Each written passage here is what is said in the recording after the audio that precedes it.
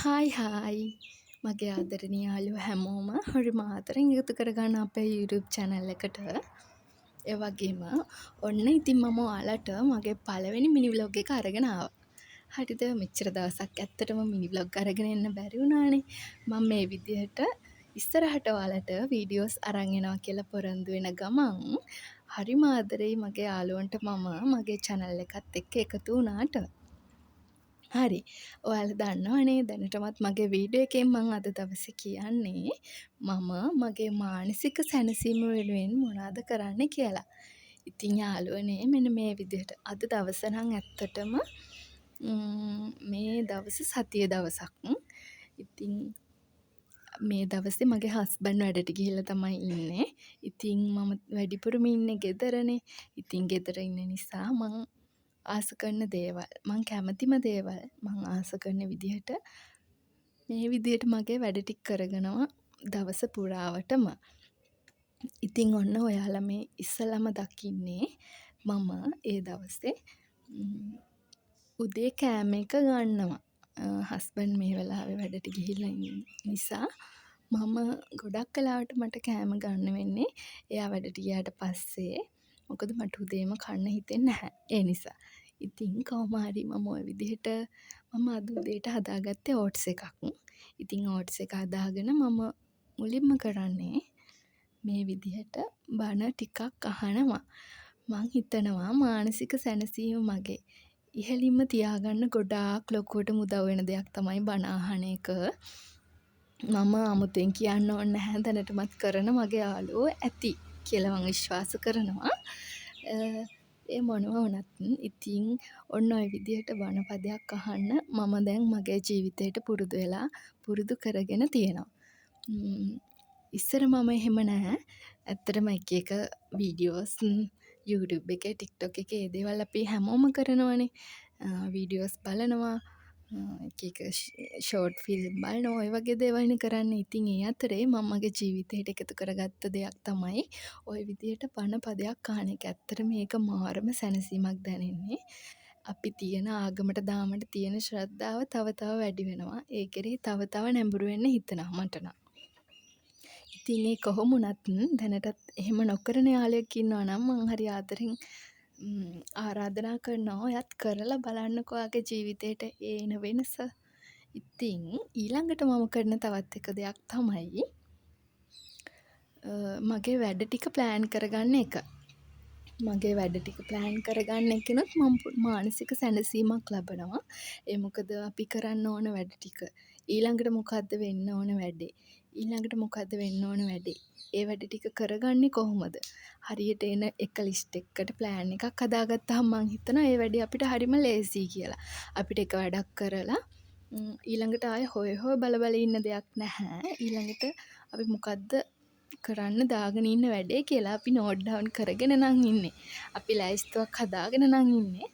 ඉක්මනට අවශ්‍ය වැඩේ කළා ඊළඟ වැඩේට අපිට අඩිය තියන්න පුළුවන්. ඉතින් එහෙම කරන එකනුත් මං හිතනවා අර ලොකුවටම තියෙන පීඩනය අයින් වෙලා අපිට හරිම සැනසීමෙන් හරිම නිදහසේ වැඩ ටික කරගන්න පුළුවන් වෙනවා කියලා. ඉතින් එන්න ඒ නිසා තමයි මං අර කිව්වා වගේ මානසික සැනසීම වෙනුවෙන් මගේ ප්ලෑන් කරන විදිහ ඔයාලට මේ විදිහට පෙන්වන්න අරගෙන ඇවිත් තියෙන්නේ.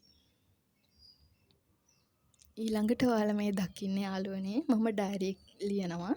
ඒ කියන්නේ දවසේ මොනවාද වෙන සිතුවීම් දුක හිතෙනද සතුටු හිතෙනද මම කෑවද බිව්වද මම දවස කොහොමද ගත කරේ මේ හැම දෙයක්ම මම මතකයක් විදිහට එදා දවස අවසානට හරි මැදදී හරි ලියනවා.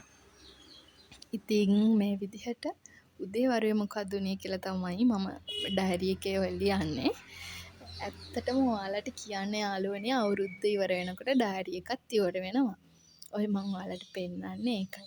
ඔය මගේ 2025 අවුරුද්ද ඩයරි එක මෙච්චර ඉක්මනට කාලේ ගියාද කියලා හිතෙනවා. මොකද ඒව ඇතුළට ගියාම අවුරුද්ද මුලට ආපහු යනවා. ඉතින් අවුරුද්ද ඉවර වෙනකොට තව දවස් ගාණක්නේ තියෙන්නේ. පිටුත් තව කිහිපයක් ඉතුරු වෙලා තියෙන්නේ. ඒ අවුරුද්දත් එක්කම ඉතින් ඩයරි එකත් ගෙවෙනවා. මොකද මේ අපි පාවිච්චි කරනවානේ. ඔයාලා මේ දකින්න යාළුවනේ මගේ කලින් අවුරුදු වල ඩයරිස්. මේක නම් එසේ මෙසේ එකතුවක් නෙවෙයි. ඇත්තටම මම මාරම ආසාවෙන් කරපු දෙයක් තමයි මේ.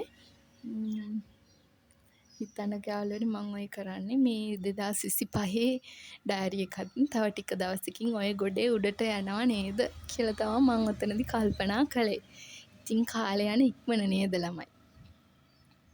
ඉතින් මේ 2024 ඩයරි එක ඔය මම පෙන්නනවා වගේ අවුරුදු ගානක ඩයරිස් ඔතන තියෙනවා. මේ 2022 කොහොම හරි ඔතන ඩයරිස් දෙකක් වගේ මිස් වෙලා තියෙනවා මට. ඒ දෙකත් මම ඇත්තටම මම මේක නම් කොහේ මිස් වුණාද කියලා මට හිතා ගන්න බෑ. මං හිතන්නේ මගේ මහගෙදර ඇති. ඒ කොහොම වුණත් මේ ටික හරි මගේ ළඟ තියෙනවනේ. ඉතින් ඔය විදිහට මම ඒවා එකතු කරලා ඒවා ආපහු පෙරලලා බලද්දි මම නිකන් අතීතයට යනවා ආයෙමත්. ඒ වගේම හිතෙනවා ආයේ මෙච්චර ඉක්මනට කාලය ගත වෙනව නේද කියලා. ඉතින් මම දැන් උනත් ওই ඩයරි එක ලියනකොට හිතන්නේ අනාගතයේ දවසක මම මේක පෙරලලා බලයි ආපහු. එතකොට මේ ගෙවෙන කාලෙත් ගෙවිලා ඉවර වෙලා තියෙයි නේද කියලා තමයි මට හිතෙන්නේ. ඉතින් 2025ත් මේ ඉවර වෙන්න තියෙන මේ අවසාන දවස් ටිකේ අපි මේ යන්නේ. 2026ත් මම ওই විදිහට ඩයරි එක ලියයි.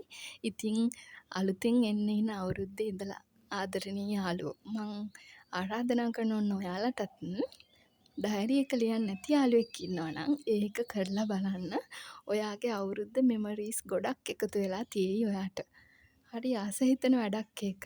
පටන්ගෙන බලන්නකෝ ඔයත්. ඊළඟට ඉතින් මම කරන්නේ මේ අපි හැමෝම දන්නවා දන්නේ නැති අයත් ඇති විශ්ව ආකර්ෂණ නීතිය. එහෙම නැත්නම් law of attraction. ඉතින් මමත් ඒ දේ විශ්වාස කරනවා වගේම හරිම ආදරෙන් ඒ දේ කරගෙන යනවා. ඉතින් ඉස්සරහට ආදරණීය යාළුවන්ට මම දන්න දේවල් මං හිතන් ඉන්න විදිහ ඔයාලත් එක්ක බෙදා ගන්නම් ඉස්සරහ වීඩියෝස් වලින්. ඉතින් මමත් මේ වගේ කරන්නේ ජර්නලින්. මං ආසම පාට් එකක් තමයි මේක. මම හරිම ආසාවෙන් කරනවා වගේම මේකත් මගේ මානසික සැනසීම ඉහළින්ම තියන්න ලොකුවට උදව් වෙනවා. මොකද මගේ හැම ප්ලෑන් එකක්ම හැම ඩ්‍රීම් එකක්ම මං ආසාවෙන් ලියනකොට ඒකෙත් මගේ ඇත්තටම මයින්ඩ් එක මාරම විදිහට රිලැක්ස් වෙනවා කියලා මං විශ්වාස කරනවා. ඒක කරන යාළුවෝ නම් අනිවාර්යෙන් දන්නවා ඇති. ඉතින් අන්න ඔය වගේ දේවල් තමයි මං වෙනුවෙන් කරන්නේ. ඔයාලත් ඒ දේවල් ජීවිතේට එකතු කරගන්න කියලා ආදරෙන් මතක් කරන ගමන් මම ලස්සන වීඩියෝ එකකින් එනකන් හැමෝම පරිස්සමින් ඉන්න. ඒ වගේම මගේ වීඩියෝස් වලට කැමති නම් සබ්ස්ක්‍රයිබ් කරලා එකතු වෙන්න කියලා හරිම ආදරෙන් මතක් කරනවා. ආදරේ ඔයාලා හැමෝටම.